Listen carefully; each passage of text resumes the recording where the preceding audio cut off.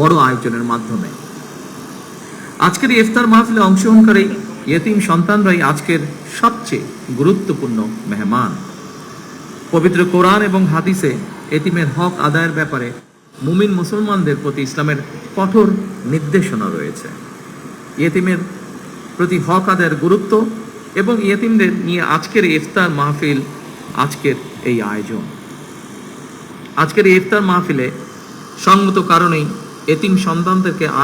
সকল এতিম সন্তানদেরকে আমন্ত্রণ জানানো সম্ভব হয় নাই। তবে এতিমদের ব্যাপারে রাষ্ট্র এবং সরকারের দৃষ্টিভঙ্গি তুলে ধরার ক্ষেত্রে এই ইফতার মাহফিল অবশ্যই একটি প্রতীকী তাৎপর্য বহন করে। এই ইফতার মাহফিলে এতিমদের প্রতি বিত্তবানদের দৃষ্টিভঙ্গি এবং দায়িত্ব পালনের ব্যাপারে একটি ইতিবাচক বার্তা দিবে বলে আমি ব্যক্তিগতভাবে দৃঢ়ভাবে বিশ্বাস করি। প্রতিজন বিত্তবান যদি অসহায় এতিমদের প্রতি পবিত্র কোরআন হাদিসের নির্দেশনা অনুযায়ী দায়িত্ব পালন করতে সচেষ্ট থাকেন, আমি বিশ্বাস করি তাহলে পিতৃহারা এতিম সন্তানেরা এক বুক বেদনা বুকে নিয়েও রাষ্ট্র এবং সমাজে আত্মবিশ্বাসের সঙ্গে এগিয়ে যাওয়ার প্রেরণা খুঁজে পাবে। সম্মানিত সুধীবৃন্দ, পবিত্র রমাদান ত্যাগ এবং সংযমের মাস, রহমত, বরকত, সংযমের মাস। অথচ অপ্রিয় হলেও সত্য, রমাদান মাসকে আমাদের ভেতরে কেউ কেউ লোভ মাস হিসাবে বানিয়ে ফেলে। পবিত্র রমাদান মাসেও যারা অশুদ্ধ পন্থা অবলম্বন করছে, আপনাদের প্রতি আমার বিনীত আহ্বান, অনুগ্রহ করে আপনারা মানুষকে কষ্ট দেবেন না। সম্মানিত আলেম ওলেমা মাশায়েখবৃন্দ, ইসলামের 5টি ভিত্তির আরেকটি হচ্ছে জাকাত, যেটি অত্যন্ত গুরুত্বপূর্ণ। দেশে জাকাত ব্যবস্থাপনা নিয়ে আমি আমার একটি চিন্তার কথা আপনাদের সঙ্গে শেয়ার করতে চাই। ইসলামের বিধান অনুযায়ী আমাদের সমাজে অনেকে বিত্তবান নিজ উদ্যোগেই জাকাত দিয়ে থাকেন। কেউ কেউ সরকারের জাকাত বোর্ডের মাধ্যমেও জাকাত পরিশোধ করে থাকেন। বিভিন্ন গবেষণা রিপোর্টে দেখা গিয়েছে প্রতি বছর বাংলাদেশে এই জাকাতের পরিমাণ প্রায় 20 থেকে 25,000 কোটি টাকার বেশি হয়ে থাকে। কেউ কেউ এর পরিমাণ আরো অনেক বেশিও বলছেন।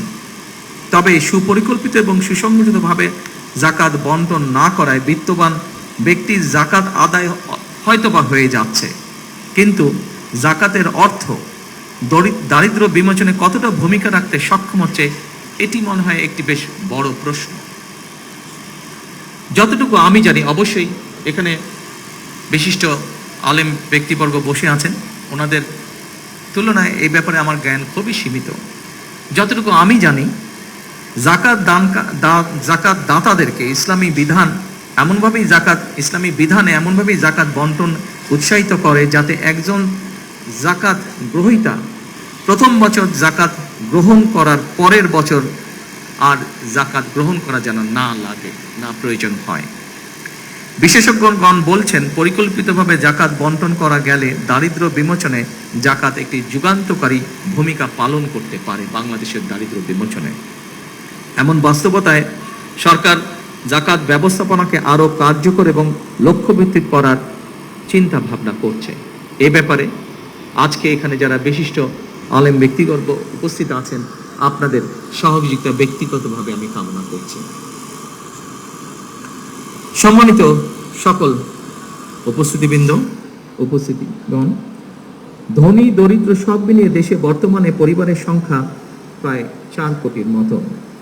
এসব পরিবারগুলোর মধ্যে যদি দরিদ্র কিংবা হতদরিদ্র পরিবারগুলোকে চিহ্নিত করে প্রতি বছর পর্যায়ক্রমে 5 লক্ষ পরিবারকে আমরা 50,000 টাকা থেকে 1 লক্ষ টাকা জাকাত দিতে পারি, আমি ব্যক্তিগতভাবে বিশ্বাস করি এসব পরিবারগুলোর মধ্যে বেশিরভাগ পরিবারগুলোকে হয়তো পরের বছর আর জাকাত নাও দিতে হতে পারে।